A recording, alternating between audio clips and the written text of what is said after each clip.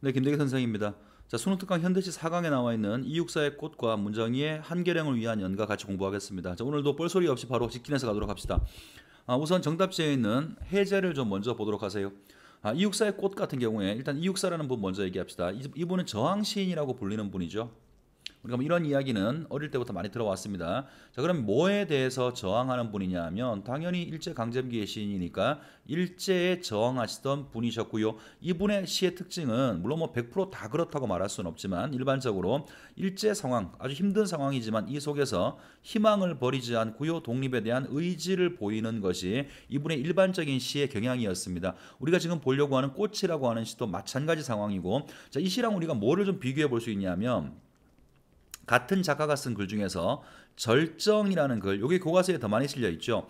매운 계절에 채찍에 갈겨 마침내 북방으로 휩쓸려오다. 하늘도 그만 진짜 끝난 고원. 그래서 북방과 고원이 수평적 한계, 수직적 한계였었고 그 속에서 하자가 굴복하는 것이 아니라 겨울은 강철로 된 무지개라고 하는 역설적 인식을 통해서 극복 의지를 드러내는 시 우리가 분명히 본 적이 있을 겁니다. 기억을 더듬어 보시면 분명히 본 적이 있을 거고요. 이 시도 같은 어떤 맥락에서 쓰여진 시라고 보시면 이해가 조금 쉽지 않을까 싶어요. 자, 일단 우선 그러면 해제를 먼저 읽어보겠습니다. 이 작품은 극한 현실 상황 속에서 자 나오죠. 극한 현실이라고 하는 게 당연히 일제 상황이라고 하는 건 우리가 대충 눈치를 챌 수가 있고요. 이런 상황 속에서도 꽃이 피어나는 거에 대한 기대와 확신을 통해서 새로운 세계에 대한 소망을 노래하고 있어. 자, 새로운 세계에 대한 소망. 그러면 당연히 이 극한의 현실이라는 것과 대비되는 것이 새로운 세계라고 할 텐데 이건 당연히 극한의 상황 우리가 일제라고 의미를 부여했으니까 얘는 조국의 강복이 되겠죠. 그렇다면 앞에 한 줄만 봐도 이 시 전체의 내용이 뭔지 알 수 있겠네요. 극한의 상황 일제 강점기에서도 조국 강복에 대한 소망을 버리지 않는 것, 이게 시의 내용일 거고 여기서 제목이 나와 있는 꽃이라고 하는 소재가 여러 번 나오게 될 텐데 이건 이 글 속에서 아마 기대와 확신을 의미한다 혹은 희망을 의미한다라고 우리가 대략적으로 짐작을 할 수 있겠죠. 자, 두 번째 갑니다. 비 한 방울 내리지 않는 북쪽 툰드라와 같은 극한의 상황. 그러면 이제 여기서 말하고 있는 비가 한 방울도 오지 않아 북쪽 툰드라가 차가운 곳이죠. 추운 곳. 이런 것 자체가 극한의 상황을 의미하는 말일 거다 알 수가 있고요. 자, 봄이 오면 꽃이 피어나리라는 희망을 저버리지 못할 약속으로 노래해서 자, 저버리지 못할 약속 요 부분이 나오면 요거는 희망을 상징하는 거죠. 이렇게 표현을 해서 극한적 상황에 극복될 것이라고 하는 의지를 강조하고 있어. 하자의 기본적인 태도는 의지라는 거죠. 우리가 그동안 쭉 봐왔던 이육사의 시랑 별반 다를 바가 없는 것 같네요. 자, 마지막 여기서 꽃은 자 이제 가장 중요한 소재인 꽃의 의미가 나올 모양입니다. 꽃은 봄날의 희망이라는 것이고 새로운 생명의 의미를 넘어서 생명이라는 의미도 물론 가지고 있지만 이것을 넘어서 이 시에서는 자유가 있는 미래, 조국 강복의 희망 등을 상징한다고 볼 수 있어.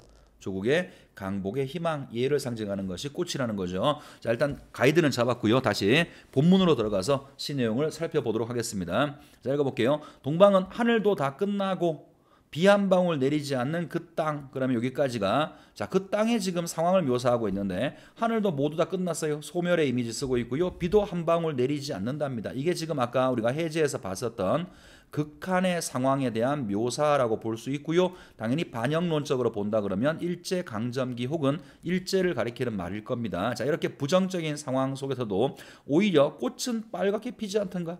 자, 꽃은 우리가 아까 봤다시피 부정적 상황, 도저히 꽃이 필 수 없는 상황인데도 꽃이 피어. 그러니까 이 꽃이 보여주는 것은 부정적 상황을 이겨내는 극복 의지라고도 말할 수가 있을 것 같고요. 혹은 부정적 상황을 이겨낼 수 있다라고 하는 희망이라고도 볼 수 있겠죠. 자, 표현상의 특징을 보시면 뭐뭐하지 않던가 설의법 쓰고 있죠. 이런 극복의 의지와 희망을 설의법, 보통의 시험 문제 선지에서는 의문의 형식이라는 말을 쓸 거예요. 설의법을 사용해서 이런 날은 반드시 올 거라고 하는 하자의 의지 혹은 희망을 강조하고 있다라고 볼 수 있고 빨갛게라고 하는 색채 이미지를 통해서 선명한 인상을 주고 있습니다. 내 목숨을 꾸며 쉼 없는 날이여. 자, 꽃이 피는 그 순간까지 나는 절대 희망을 버리지 않겠다라고 하는 어떤 희망, 의지의 지속을 쉼 없는 날이여라고 표현한 것 같아요. 그래서 일단 1년에서는 내용을 요약해 본다면 극한적 상황이지만 꽃이 피는 것처럼 일제강점기 아무리 힘든 상황이라도 우리한테 조국의 강복이 반드시 올 거라고 하는 나는 희망을 버리지 않겠다. 이게 일단 첫 번째 1년의 내용입니다. 자, 이어가 봅시다. 북쪽 툰드라의 찬 새벽. 자, 툰드라 아주 추운 곳이죠. 한 번도 가본 적은 없어요. 새벽은 거기서 가장 추운 시간대겠죠. 거기에 눈까지 오고 있다고요. 전부 다 극한의 상황들을 이야기하고 있습니다. 이 속에서도 꽃 맹아리가 옴짝거려. 꽃 맹아리는 꽃의 싹을 얘기하는 거예요. 자, 아무리 힘든 상황이라도 꽃의 싹이 옴짝거린다라고 했으니까 아까랑 똑같죠. 희망을 얘기하는 거예요. 이런 것들을 이겨낼 수 있다라고 하는 희망과 의지를 비유하는 말이고, 제비떼가 까맣게 날아오르기를 기다려. 자, 기다림의 순간이죠. 제비떼가 까맣게 날아오르는 순간 무슨 이미지인가요? 상승의 이미지예요. 그리고 아까 우리가 1년에서 봤던 것처럼 까맣게 색채 이미지를 통해서 선명한 인상을 주고 있고요. 자, 그러니까 이런 꽃맹아리가 옴짝거려서 제비떼가 까맣게 날아오르는 그 순간을 기다린다는 거죠. 이 순간이 아마 조국의 강복의 순간이겠죠. 기다리나니 마침내 저버리지 못할 약속. 자, 이 약속이 뭔데요?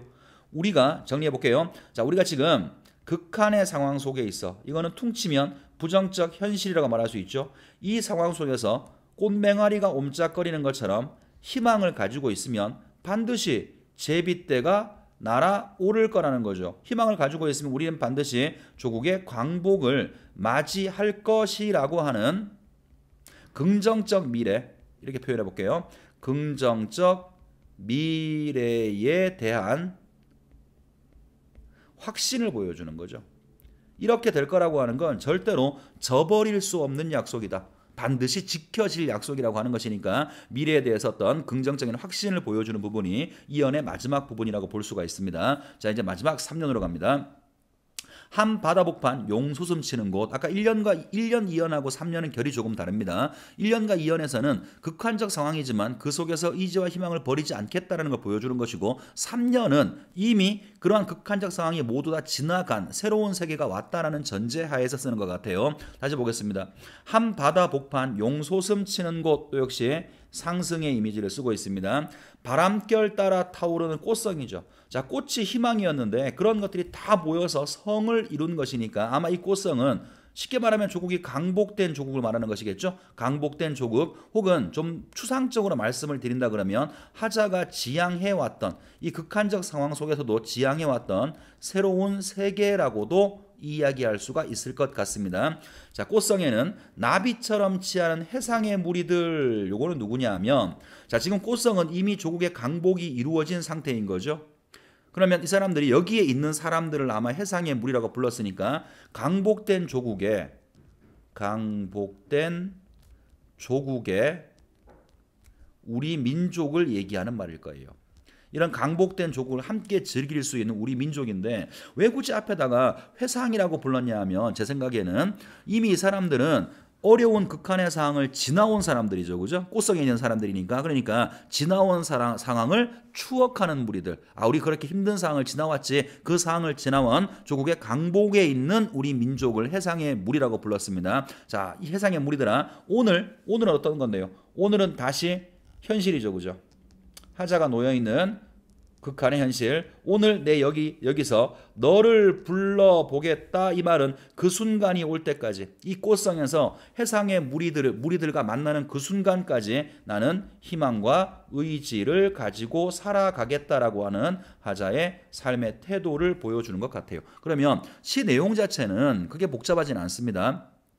극한의 상황이지만 희망을 가지고 이겨내서 반드시 새로운 세계를 맞이하겠다라는 얘기죠. 그러면 조국의 강복에 대한 어떤 소망, 열망 같은 것들이 이 글의 주제일 텐데, 넘어가기 전에 눈에 띄는 표현 방식이 몇 가지가 있으니까 한번 정리를 해보고 지나갈게요. 일단 첫 번째는 선명한 색채어를 쓰고 있죠. 선명한 색채어. 특히나 색채어가 쓰여진 부분은 다 빨간 꽃 혹은 까만 제비떼, 이런 식으로 화자가 지향하는 어떤 세계의 모습들을 색채를 통해서 독자들한테 선명한 인상을 주고 있습니다. 자, 그 다음 두 번째는 문장 구조 얘기를 잠깐 해야 되는데요. 동일한 구성의 연이 반복되죠. 동일한 구성의 연. 무슨 말이냐면 일행하고 이제 물론 3년은 조금 3년도 그렇겠네요. 3년도 마찬가지인데 자 1행부터 3행까지를 보시면 이런 구조죠. 점점점 행이 진행될수록 조금 좀 길어지는 형태를 취하고 있어요. 그리고 마지막 사연에는 이거를 정리하는 형태로 되어 있죠. 그래서 문장 구조가 유사하게 지금 반복이 됨으로 인해서 글 전체에서 형태적 안정감을 주고 있는 것 같아요. 자, 그 다음에 세 번째는 어미에 관한 문제인데요. 나는 너를 불러 보노라 뭐 하노라 이렇게 하고 있죠, 그죠? 그러니까 이거는 영탄적 어조를 쓰고 있는데 영탄적 어조를 쓰고 있고 동시에 읽는 사람들한테 매우 엄숙한 분위기를 만들어내는 것 같습니다. 자, 한 개만 더 해볼까요? 자, 마지막 네 번째는 역동적 심상을 쓰고 있죠. 예를 들어서 제비떼가 하늘로 날아오른다. 꽃 맹아리가 옴짝거린다. 전부 다 움직임의 이미지들이죠. 그래서 역동적 심상을 쓰고 있는 것도 이 글의 표현상의 특징 가운데 하나라고 생각이 됩니다. 자, 우선 첫 번째 시는 간단하게 봤고요. 자, 두 번째 시는 일단은 조금 생소합니다. 학생들 입장에서는 좀 겁먹을 수 있죠. 자, 고3 학생들한테 제가 충고를 하나 하겠습니다. 3월달, 4월달 모의고사에는 아마 틀림없이 여러분들이 생판 첨본시가 나올 거예요. 그러면 학생들은 소설 같은 경우에는 산문 같은 경우에는 처음 보는 게 나와도 읽어내잖아요. 그죠? 그런데 시 같은 경우에는 어쩌면 자기가 한 번도 못 본 생소한 게 나오면 물론 눈은 한번 훑어가지만 머릿속으로 그걸 하나하나 해석하는 것이 아니라 쭉 보고 그냥 끼워 맞춰 문제를 풀죠. 절대 그렇게 하시면 안 돼요. 오히려 지금 보는 것처럼 문정희 선생의 이 시처럼 굉장히 생소한 시가 나오면 오히려 우리한테 묻는 건 단순해요. 뭘 물어보냐면 글 내용이 뭐게? 상징성 물어보지 않습니다. 절대로. 수능에서 상징성 같은 거 안 물어요. 그러니까 일단 읽으셔야 됩니다. 읽으셔서 어떤 내용인지 짧은 글이니까 내용 판단하시고요. 그 다음 두 번째 어떤 표현 방식이 쓰였게 이걸 한 개씩 확인하면 되는 거죠. 마지막 세 번째는 보기를 주고 이 시가 이런 시인데 어떻게 생각하니? 보기를 통한 감상 묻는 거니까 절대로 처음 보는 시가 나왔다고 겁먹으면 안 됩니다. 일단 읽는 게 첫 번째예요. 자, 일단 우선 해제를 볼 텐데 이 시는 뭐가 조금 특별한 거냐면요. 발상이 조금 특별해요. 시를 보면서 말씀을 드릴 텐데 발상에서 역설적인 인식이 보인다라는 겁니다. 그러니까 우리가 보통 일반적으로 생각하는 상식과는 조금 동떨어진 그런 이야기를 한다는 말이겠죠. 자, 일단 해제를 가보겠습니다. 이 작품은 사랑하는 사람과 한겨울 한계령에서 폭설을 만나 고립되는 상황을 통해 자, 기본적인 상황은 고립되는 상황이죠. 그리고 이 상황이 혼자 고립되는 것이 아니라 사랑하는 사람하고 고립되는 상황이에요. 고립되는 상황을 통해서 사랑의 간절함을 드러내고 있는 시이다. 여기까지 보면 잘 이해가 안 되죠. 고립이 도대체 왜 사랑의 간절함이냐. 그 다음 여기서 고립은 설명해 주네요. 이 시에서 고립이라고 하는 것은 일반적이고 현실적인 속박의 의미가 아니라 자, 이것이 우리가 생각하는 일반적인 의미죠. 보통 고립 그러면 부정적으로 인식되는 속박의 의미니까 보통은 이렇게 인식이 되는데 이 시에서는 이런 것이 아니라 운명적이고 낭만적인 것으로 그려진다. 그러니까 우리의 일반적인 인식과는 다르다라는 거죠. 그래서 역설적 인식이라고 한 겁니다. 자, 고립 상태에서 날이 어두워지고 두려움이 밀려오더라도 화자는 결코 구원의 손길을 내밀지 않겠다는 의지를 드러내며 사랑하는 사람과 완전한 고립을 소망하고 있다. 자, 사랑하는 사람과의 완전한 고립이 보통 사람들은 피하고 싶은 것인데 이 사람은 그것을 소망한다고 했어요. 왜냐하면 여기서 말하고 있는 완전한 고립이라고 하는 것은 낭만적 사랑 혹은 운명적 사랑을 의미하는 것이니까 아마 그런 모양입니다. 자, 마지막 이것은 화자가 고립된 상황을 적극적으로 수용할 만큼 거부하는 게 아니에요. 적극적으로 수용할 만큼 사랑의 완성을 간절하게 바라고 있음을 역설적으로 드러내고 있어. 그러면 사랑의 완성이라고 하는 것, 지금 이분이 생각하는 사랑의 완성이라고 하는 것은 세상과 단절되는 거죠. 고립되는 것이니까 세상과 단절되어서 사랑하는 사람과 나만의 완전한 고립의 상태, 세상에서 단절된 완전한 고립의 상태를 사랑의 완성이라고 보는 것 같고요. 그러한 것을 원한다라고 하는 역설적 인식이 보여진다는 겁니다. 선생님 한마디 좀 하고 지나갈게요. 그 최승호라고 하는 분이 쓴 글이 하나가 있어요. 시인데 최승호의 대설주의보라고 하는 글이 있습니다. 자, 요 시는 선생님 물론 나중에 선생님이 이제 요 시리즈가 끝나고 나면 변형 문제를 다루게 될 텐데 그 변형 문제에서 한번 분명히 얘기할 겁니다. 요 시는 왜 얘기하냐면 미리 한번 운을 띄워 볼게요. 긴 시라서 제가 다 읽어 드릴 수는 없고 그 문정희의 이 시가 고립이라고 하는 거, 폭설로 인해서 고립되는 상황을 긍정적으로 보고 있죠. 그죠? 반면에 최승호의 대설주의보도 마찬가지로 눈이 와서 고립되는 상황이에요. 근데 여기서 말하고 있는 눈이 오고 고립되는 상황은 자유가 억압되는 어떤 현실의 폭력 같은 걸 상징하는 거거든요. 그래서 똑같은 상황인데 의미 자체가 완전히 다를 수 있으니까 두 가지를 비교하는 문제도 나올 가능성이 전혀 없지는 않으니까 공부하는 과정에서 한 번쯤은 눈여겨서 봐두시면 좋겠습니다. 자, 일단 그러면 넘어가서 작품을 보겠습니다. 자, 읽어볼게요. 한겨울 못 잊을 사람과, 자, 못 잊을 사람이니까 해제에 나온 것처럼 사랑하는 사람이겠죠. 사랑하는 사람하고 한계령을 넘다가 뜻밖의 폭설을 만나고 싶다. 자, 소망이에요. 여기 폭설이라고 하는 건 아마도 고립의 이미지겠죠. 이제 아직 나오지 않았으니까 우리가 해제를 보지 않았다면 이것만 봐서는 뭔지는 잘 모르지만 하자는 지금 일단 정리하면서 가볼게요. 사랑하는 사람과 둘이 가다가 한계령에서 폭설을 만나고 싶다라고 했습니다. 의미는 잠시 뒤에. 자, 그 다음에 뉴스는 다투어서 수십 년 만에 풍요를 알리고, 그러면 평소와는 다른 아주 큰 눈이라는 말이죠. 그죠? 뉴스는 풍요를 알리고 자동차들은 뒤뚱거리며 제 구멍들을 찾아가느라 법석이지만, 자, 분주한 세상의 모습. 한계령의 한계에 못 이기는 척 기꺼이 묶였으면, 자, 그러면 폭설을 통해서 화자가 원하는 상황은 뭐냐 하면 묶이는 거, 다른 말로 고쳐볼게요. 고립의 상황을 화자는 소망하고 있죠. 왜냐하면 폭설이 와서 고립이 되게 되면 뭐랑 단절이 되는 거죠? 분주한 세상이죠. 자, 뉴스에서는 풍요로움을 떠들고 그다음에 모든 자동차들은 이걸 피해서 막 달아나느라고 지금 정신이 없어. 그 상황에서 나랑 너만, 사랑하는 나랑 너만, 둘만 이 폭설 때문에 고립되고 싶다라고 하는 소망을 얘기하고 있어요. 자, 그 다음에 오오, 여기 보시면 오오, 이것도 마찬가지로 감탄사를 내놓고 있으니까 아마 시험 문제에서는 영탄적 어조를 쓰고 있다는 말도 나올 수 있겠네요.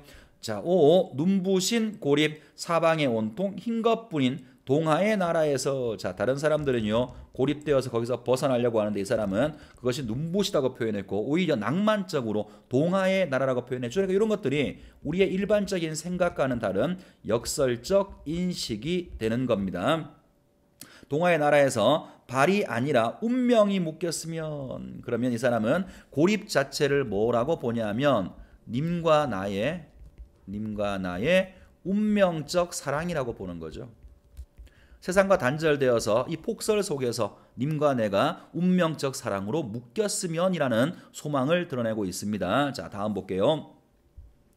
이윽고 날이 어두워지면 풍요는 조금씩 공포로 변하고, 자, 세상 사람들이 풍요라고 말했던 그것이 눈이 너무 많이 오기 시작해. 폭설은 점점 심해지는 상황이죠. 그래서 공포로 변하고 현실은 두려움의 색채를 들이우기 시작하지만, 이거는 하자와 무관한 거예요. 이거는 현실의 모습이죠. 하자가 단절하고 싶은 현실의 모습이에요.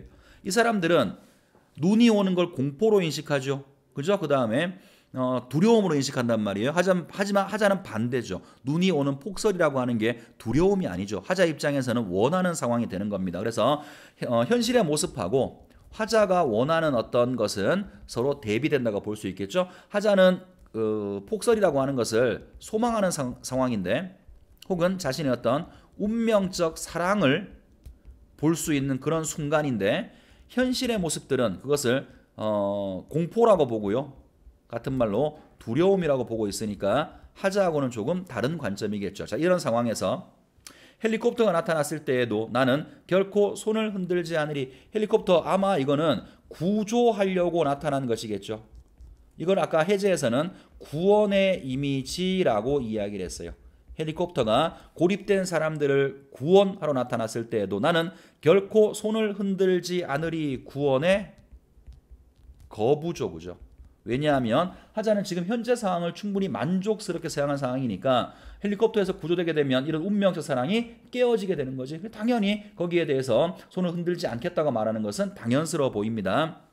다음 부분, 헬리콥터가 눈 속에 갇힌 야생조들과 짐승들을 위해서 골고루 먹이를 뿌릴 때에도, 구원의 그 순간에도 나는 여기서 나가지 않겠다라고 하는 하자의 어떤 의지를 보여주고 있는 것 같습니다. 자, 그 다음 부분 볼게요.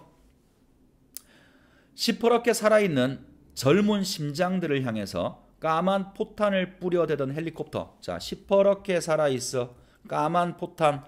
두 가지 이미지가 대비되고 있죠. 색채의 대비가 일단 사용됐습니다. 그러면 헬리콥터의 원래 의미는 젊은 심장, 사람을 향해서 까만 폭탄, 죽음의 이미지죠. 원래 헬리콥터는 죽음의 이미지예요. 그런데 이 헬리콥터가 고란이나 껑에게 일용할 양식을 위해서 자비롭게 골고루 먹이를 뿌릴 때에도 포탄과 먹이는 서로 대비되겠네요. 그죠? 포탄은 죽음의 이미지고 여기 나오는 먹이는 구원의 이미지가 되니까 죽음을 상징했던 헬리콥터가 구원을 하러 나서는 이런 역설적인 상황, 이런 상황에조차도, 그러니까 현실이 아무리 긴박한 상황이라고 하더라도 나는 결코 옷자락을 보이지 않으리. 자, 결코 뭐뭐하지 않으리. 의지를 보이는 거죠.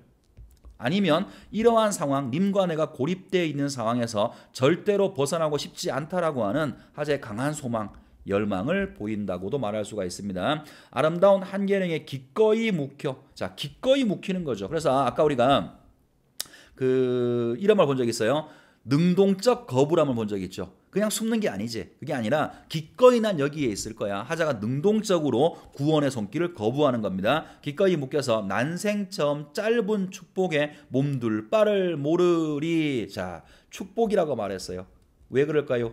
님과 내가 운명적 사랑 혹은 낭만적 사랑을 하는 순간이기 때문에 그런 것이죠. 근데 안타깝게도 앞에 짧은이라고 얘기를 했어요. 그러니까 하자는 지금 이런 순간이 영원하지 않을 거라고 하는 인식이 있죠.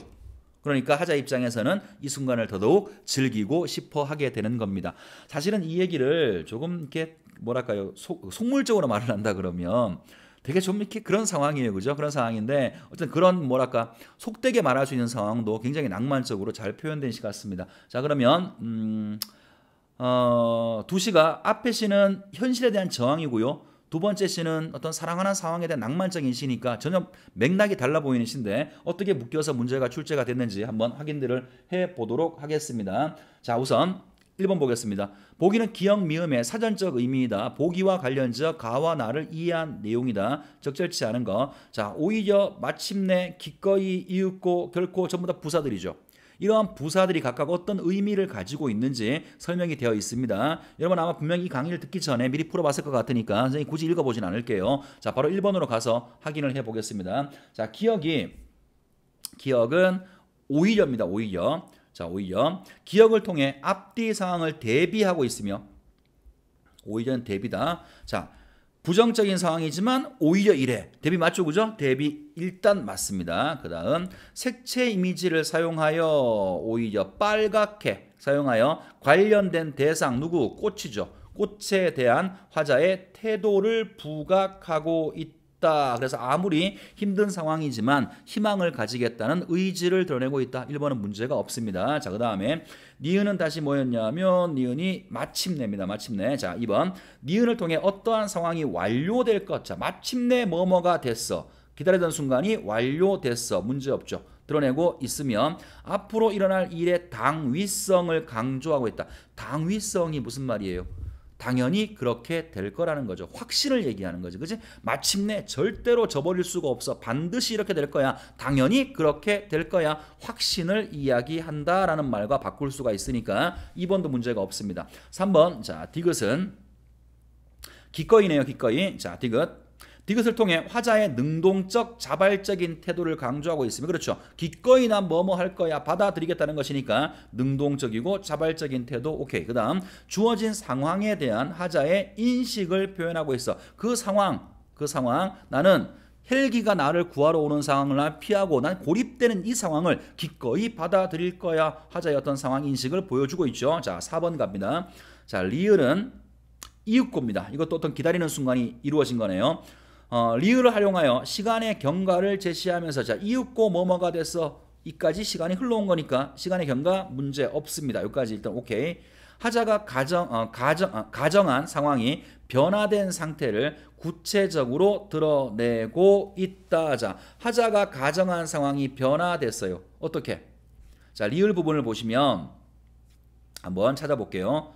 하자가 가정한 상황이 변화됐는지 한번 확인해 보겠습니다. 자, 리을에서는 리을이 자, 이윽고 날이 어두워지면서 풍요는 조금씩 공포로 변하고 자, 하자가 생각했던 그 순간이 공포로 변하고 사람들한테는 두려움으로 변했다라고 했으니까 변한 순간 맞죠, 그죠? 그럼 일단 4번도 확인이 될 수가 있습니다. 상태를 구체적으로 드러내고 있다. 문제 없고요. 자, 5번 갑니다. 5번의 미음은 결코죠. 결코. 미음을 활용하여 화자가 자신의 선택에 대해서 후회하지 않음을 부각하면서 이것이 타인을 도의적 잣대로 판단한 결과임을 제시하고 있어. 자, 다시 봅시다. 자신의 선택, 헬기를 거부하고 구원을 거부하고 고립을 선택하는 것은 후회하지 않아. 오케이, 이거 맞는 말이죠.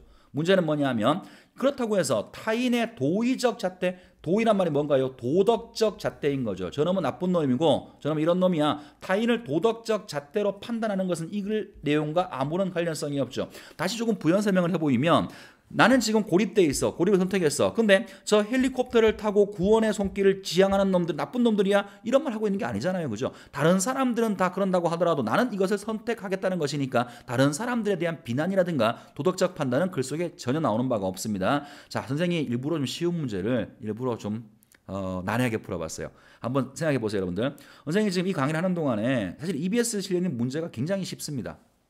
여러분이 올해 만나게 될 수능 문제에 비하면 이 문제는 문제도 아니에요. 진짜로 그럴 거예요. 문제 난도 자체가 너무 크게 차이가 납니다. 그러니까 수능 문제 우리가 지금 준비하고 있는데 지금 이런 문제를 풀면서 답 몇 번이네? 금방 눈에 보이죠. 답이 깃발 두고 서 있잖아. 그러니까 이런 문제를 풀면서 너네가 잘한다고 생각하면 안 돼요. 쉬운 문제지만 선생님이 지금 보여주고 있는 것처럼 하나 끊어가면서 여러분 스스로 설명이 되는지를 검토해 보셔야 됩니다. 그래서 이거 EBS는 연습하는 책이에요. 문제는 굉장히 쉬우니까 이걸 내가 몇 개를 맞춰서 전혀 중요한 문제가 아닙니다. 이거 다 맞는다고 해서 수능시험장가 다 맞는 것도 아니고요. 그죠? 그러니까 공부하는 과정에서 선생님이 지금 일부러 이렇게 하나하나 끊어서 확인해 가면서 아까 지금 리을 같은 경우 이게 뭐였죠? 확인했죠. 그죠? 왜냐하면 여러분한테 방식을 보여주는 거예요. 어떤 문제를 풀 때 아무리 시간에 후달린다고 하더라도 상상해서 푸시면 안 돼요. 아까 내가 봤던 이 부분이 그거겠지? 그게 아니라 반드시 눈으로 돌아가서 확인하시고 푸셔야 됩니다. 왜냐하면 이거 하나 틀림으로 인해서 여러분 1년을 공부할 수도 있어요. 그죠? 그냥 단순하게 뭐 몇 점 나왔거나 그런 시험이 아니라 이 시험 하나 가지고 1년을 더 공부하느냐 그렇지 않냐가 될 수 있는 거니까 여러분 삶을 걸고 보는 시험이에요. 너무 거창하게 말했나요? 어쨌든 그런 시험이니까 절대로 상상하지 말고 조금이라도 의심스러운 게 있으면 반드시 지문으로 돌아가서 확인하시면서 문제를 푸시기 바랍니다. 자, 그 다음에 2번 문제로 건너갈게요. 2번은 가와 나에 대한 설명이다. 적절한 거. 자, 일단 1번부터 확인을 해보겠습니다. 가와 나는 모두, 자, 모두라고 했고요. 모두 영탄적 표현을 활용하여 하자의 정서를 부각하고 있다. 자, 영탄적 표현이 사실 몇 가지가 있어요. 몇 가지 기준들이 있는데 오늘은 2개만 한번 얘기해 봅시다. 누구나 다 아는 거니까. 첫 번째는 감탄사가 나온 거죠. 나에서는 뭐가 나왔냐면 오 이런 거. 자, 감탄사가 나오면 이건 100% 영탄적 어조인 거죠. 그 다음에 가에서는 뭐가 있었냐 하면 어미를 봐야 돼요. 뭐뭐요 이런 거. 감탄의 의미죠. 그죠? 그래서 이런 것들을 통해서 영탄적 표현, 감정을 드러내는 영탄적 표현을 쓰고 있다. 일단 1번은 문제가 없습니다. 자, 그 다음에 2번을 볼 텐데요. 답은 이미 나왔습니다만 검토해 보는 거예요. 자, 2번 보세요. 가와 나는 모두 가상의 청자에게 말을 건네는 방식. 자, 요런 방식을 보통 시험 문제에서 2가지 용어를 쓰는 경우가 있죠. 대화체를 쓰고 있다. 아니면 경우에 따라서는 대화의 형식을 쓰고 있다라는 말을 쓸 거예요. 자, 이거 어떻게 판단할 건지 이미 2번 선지가 말해주고 있습니다. 청자가 나오면 대화체라고 보시면 돼요. 물론 청자가 안 나와도 대화체를 판단하는 기준이 한두 개 있기는 해요. 그렇지만 일단 지금 단계에서는 글 속에 내가 읽어나가는 이 시 속에서 누구야? 청자가 나오면 대화체라고 판단하셔도 문제가 없을 겁니다. 그러면 가에서는 하자가 혹시 누군가를 부른 적이 있었나요? 청자가 있었나요?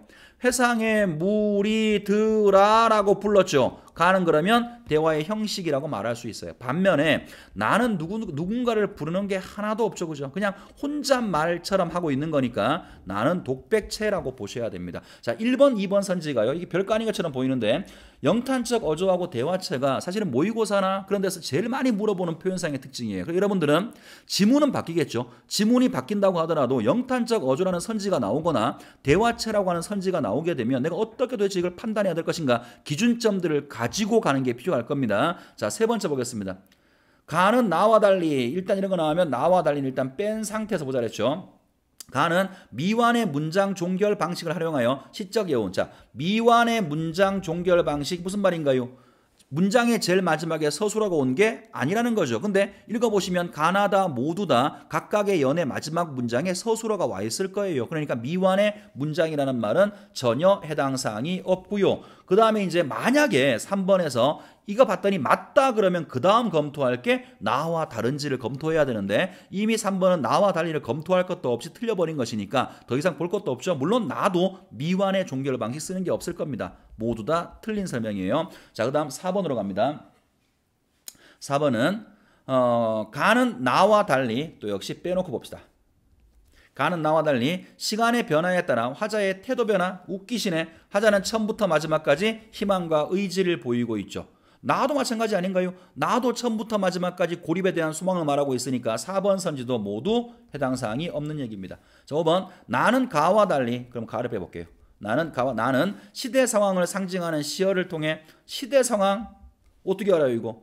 나를 봤는데 이게 어느 시대에 쓰여진 건지 독재 정권인지 근대화인지 산업화인지 어떻게 하냐고 절대 몰라요. 오히려 이거는 가는 가능하죠. 가는 극한의 현실을 이야기하는 그런 상황을 통해서 우리가 이게 일제강점기구나 추측할 수는 있어요. 그렇지만 나는 전혀 그런 상황이 안 나옵니다. 대신 아까 선생님이 서두의 해제에서 말씀드렸어요.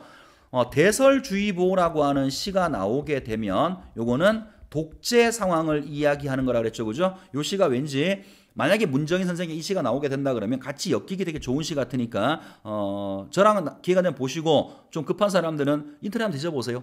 이런 거 되게 많습니다. 공부를 좀 능동적으로 할 필요가 있습니다. 자, 그러면 넘어가서 답은 해결됐죠? 몇 번이었나요? 답은 1번이었었고요. 자, 그 다음에 넘어가서 답이 둘 다 영탄자고죠. 1번이 답이고 3번 문제로 가겠습니다. 3번 문제는 보기가 나와 있죠. 그죠? 여기 마지막 문제인데 보기를 참고해서 가와 나를 감상했다. 적절치 않은 거. 자, 가와 나는 한계 상황을 가정하는 방식을 통해서 가나 모두 한계 상황이죠. 하자의 태도를 부각하고 있는 작품들이 다 공통점 얘기했고요. 한계 상황은 인간의 실존을 위협하고 나아가 자아의 분열을 초래하기도 한다. 자, 한계 상황이라고 하는 것이 인간의 실존을 위협하기도 하고 나아가 자아의 분열을 초래하기도 하는데 그렇다면 이러한 한계 상황은 부정적인 한계 상황이겠죠. 그죠? 자, 그런데 따라서 이러한 한계 상황에서 자신의 존재를 지속하기 위해서 가능성을 찾아내려고 하는 하자의 인식이 더욱더 부각된다. 자, 뭔가 한계 상황에 놓여 있을 때 가능성을 찾기 위한 하자의 어떤 모습들이 보여진답니다. 자, 가는 극한의 한계 상황을 시적 현실로 제시하고 이러한 상황에서도 미래의 희망이 현재 안에 숨어 있음을 강조하고 있다. 자, 이게 가에서의 인식이고 나는 한계령에서 폭설을 만나는 가상의 상황을 설정하여서 사랑한 이와 그곳에서 발이 묶이는 것은 고통이 아니라 기쁨과 행복임을 역설적 인식으로 드러내고 있다. 자, 일단 우리가 이미 다 알고 있는 내용들이 간단하게 그냥 정리되어 나왔네요. 그러면 답을 한번 찾아보도록 하겠습니다. 옳지 않은 거 찾는 거죠. 자, 그러면 읽어볼게요. 1번 보겠습니다.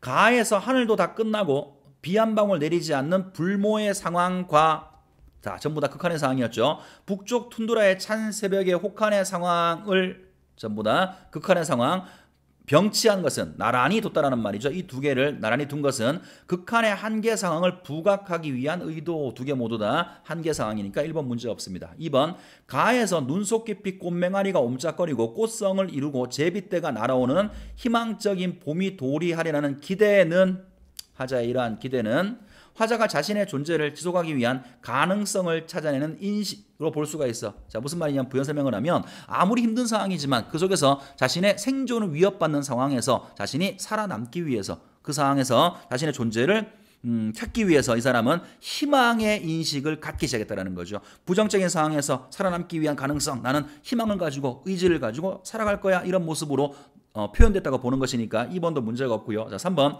나에서 한겨울, 한계령의 한계로 가상의 상황을 설정한 것은 못 잊을 사람에 대한 하자의 사랑을 부각하기 위해 배경이 되는 것이겠군. 자, 한계 상황. 나에서의 한계 상황은 님과 나만이 있는 고립의 상황이죠. 그런 상황을 통해서 우리의 사랑을 부각하기 위한 것이었다. 오케이. 그 다음 4번. 나에서 조난의 상황을 눈부신 고립과 동화의 나라로 역설적으로 표현한 것은 상대방과 운명이 묶였으면 하는 하자의 바람을 암시하는 것이야. 다 시에서 설명했던 겁니다. 답은 5번이겠네요. 나에서 현실이 공포로 변하더라도 손을 흔들지 않으리라는 하자의 다짐은, 그러니까 님과 내가 있는 고립의 상황을 추구하겠다는 말이죠. 이런 다짐은 자아의 분열이 초래되는 한계 상황이 해소되리라는 기대감. 자, 자아의 분열이 초래되는 한계 상황 한번 생각해 보세요. 나시에서의 한계 상황이 자아의 분열이 초래되는 상황인가요? 아니죠, 그죠? 오히려 이 사람은 이런 상황이 아니라 님과 내가 사랑하는 상황을 이야기하고 있고, 그것이 해소되기를 바라는 것이 아니라 지속되기를 바라니까 구원의 손길을 마다하는 것이겠죠. 그래서 답은 5번으로 보시면 되겠습니다. 저렇게 해서 익숙한 시 하나하고 조금 생소한 시 하나를 봤습니다. 선생님 끝나기 전에 아까 했던 잔소리 한 번만 더 해볼게요. 여러분 지금 푸른 수능 특강이 학생들마다 레벨에 따른 다르겠습니다만 일반적으로 보면 수능 문제하고는 난이도 차이가 굉장히 큽니다. 수능이 이 문제보다 훨씬 더 높아요. 여러분 올해 1년 동안 모의고사를 봐 나가다 보면 알게 될 거예요. 수능 특강 문제는 쉽게 푸는데 모의고사에 나와 있는 문제는 왠지 못 풀 것 같아. 왜냐하면 수능 특강에 있는 문제가 쉽기 때문에 그래요. 매년 그렇습니다. 그러니까 이걸 풀어낸다는 것이 답을 찾는다고 만족할 것이 아니라 나머지 선지들을 다 검토해 나가면서 지문이 달라지더라도 난 이렇게 묻는다면 어떤 것들을 봐야 되겠다. 판단의 기준들을 만들어 놓는 것이 중요할 거고, 그런 것들이 개념을 확립하는 과정이 되는 겁니다. 자, 수고하셨고 다음 시간에 만나겠습니다.